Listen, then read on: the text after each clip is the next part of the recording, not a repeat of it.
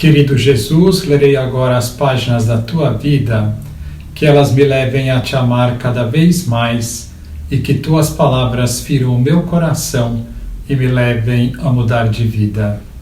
O Evangelho de hoje é o Evangelho de São Lucas, capítulo 16, versículos 9 a 15. Naquele tempo, disse Jesus aos seus discípulos: usai o dinheiro injusto para fazer amigos, pois quando acabar, eles vos receberão nas moradas eternas. Quem é fiel nas pequenas coisas, também é fiel nas grandes. E quem é injusto nas pequenas, também é injusto nas grandes. Por isso, se vós não sois fiéis no uso do dinheiro injusto, quem vos confiará o verdadeiro bem? E se não sois fiéis no que é dos outros, quem vos dará aquilo que é vosso?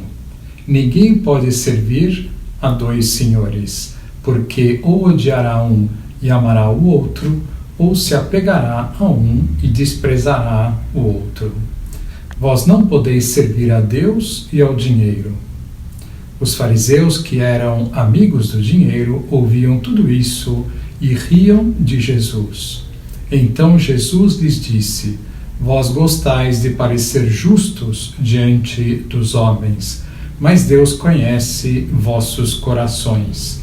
Com efeito, o que é importante para os homens é detestável para Deus. Palavra da salvação. Glória a vós, Senhor. Vamos olhar para Jesus, o Evangelho de hoje, dando seguimento ao de ontem. Jesus continua a falar sobre a virtude da pobreza, dizendo-nos que não podemos servir a dois senhores, sendo este outro senhor qualquer realidade que não seja Deus. De modo concreto, Jesus fala neste Evangelho que não podemos servir a Ele e ao dinheiro. Gostaria hoje de me centrar nestas palavras de Jesus. Quem é fiel nas pequenas coisas também é fiel nas grandes. E quem é injusto nas pequenas também é injusto nas grandes. Estas palavras de Jesus têm uma importância enorme. No fundo, Jesus está dizendo que nada que é grande surge de repente. Tudo o que é grande começou pequeno, quase imperceptível. No caso deste administrador infiel, se ele chegou a fazer grandes gastos em proveito próprio com o dinheiro do seu patrão, foi porque ele começou fazendo isso em coisas pequenas. Algo que é muito errado sempre começa com uma pequena concessão, com uma pequena afronta à consciência. Foi o que aconteceu também com Judas, o traidor. Como Judas, que viveu ao lado de Cristo durante 3 anos, pôde entregar Jesus à morte. São João nos diz que foi porque ele cuidava do dinheiro dos apóstolos. Mas Judas Iscariotes, um dos seus discípulos, aquele que o havia de trair, disse: por que não se vendeu este bálsamo por 300 denários e não se deu aos pobres? Dizia isso não porque ele se interessasse pelos pobres, mas porque era ladrão e, tendo a bolsa, furtava o que nela lançavam.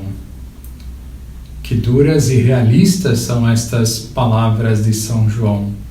Judas não começou sendo ladrão, porém foi se pervertendo pouco a pouco, até fazer do dinheiro o seu Deus e esfriar completamente o seu amor por Jesus, vendendo-o por 30 moedas de prata. Tudo isso nos leva a pensar que tudo começa no pequeno, tanto a santidade quanto a total perversidade. São José Maria foi um santo que falava que todos nós estamos chamados à santidade e falava muito da importância da luta nas coisas pequenas ou no cuidado das coisas pequenas. Vejam estas palavras deste santo. Outro inimigo da nossa santificação, pensar que esta batalha interior deve ser travada contra obstáculos extraordinários, contra dragões que respiram fogo. é outra manifestação de orgulho. Queremos lutar mais estrondosamente, com clamores de trombetas e tremular de estandartes. Temos de nos convencer de que o maior inimigo da pedra não é a picareta ou o machado, nem o golpe de qualquer outro instrumento, por mais contundente que seja. É essa água miúda que se mete gota a gota entre as gretas da fraga até arruinar a sua estrutura.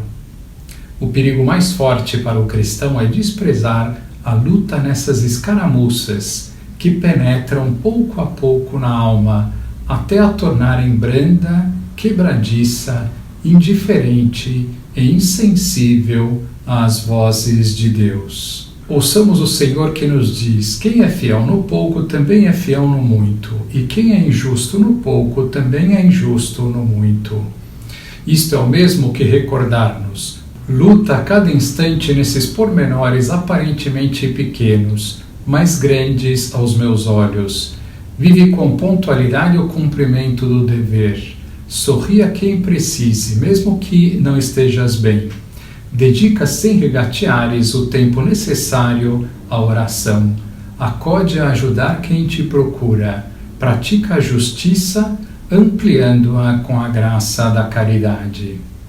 São estas e outras semelhantes as moções que cada dia sentiremos dentro de nós, como um aviso silencioso que nos leva a treinar-nos neste esporte sobrenatural de nos vencermos a nós mesmos.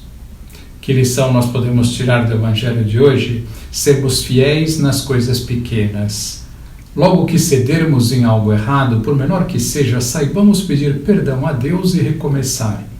Nesse sentido, é muito boa a prática do exame de consciência antes de deitar-se, onde na presença de Deus revemos como foi o dia, desde a hora de acordar até a hora de deitar-se. O que fizemos de bom, o que fizemos de ruim e o que podemos fazer no dia seguinte para melhorar. Bastam 3 minutos de exame. Fazendo isso, saberemos retificar nas coisas pequenas e estaremos longe de cometer grandes pecados. Agora vos dou a bênção para este dia. A bênção de Deus Todo-Poderoso, Pai, Filho e Espírito Santo, esteja sempre convosco e permaneça para sempre. Amém.